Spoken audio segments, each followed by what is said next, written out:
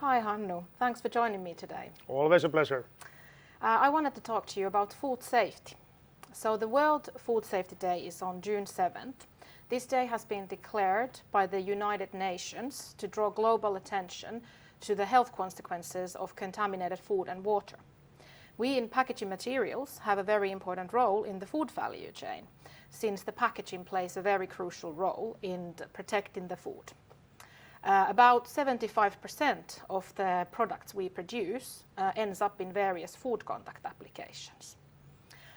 To make sure that the food contact materials that we produce are safe, we have trained our staff, we have done food safety risk assessments, and we have implemented good manufacturing practices at the sites. Hannu, when you hear the word food and product safety, what do these words mean to you?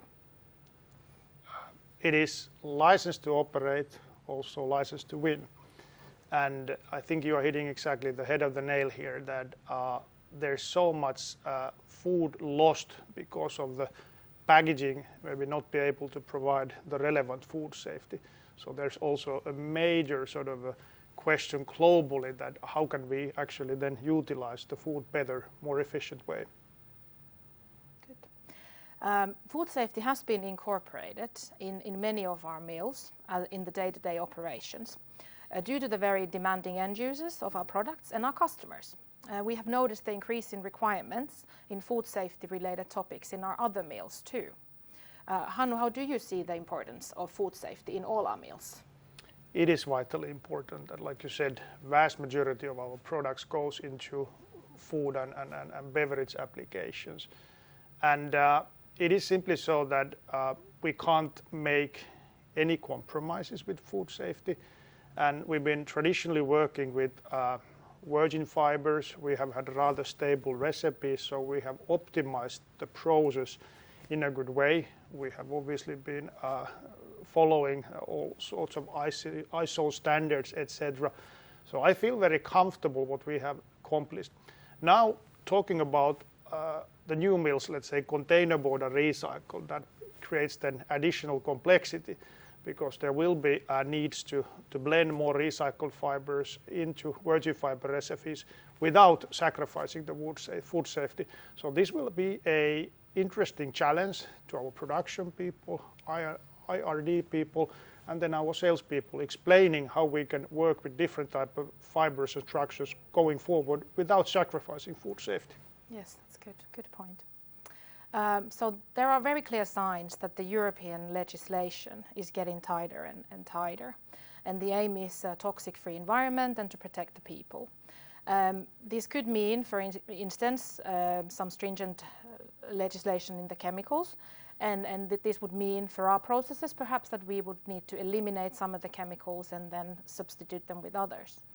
Hannu, has this kind of tightening legislative pressure and compliance and food safety been on the leadership discussions? And is there something else we can still do to stay in the food packaging business?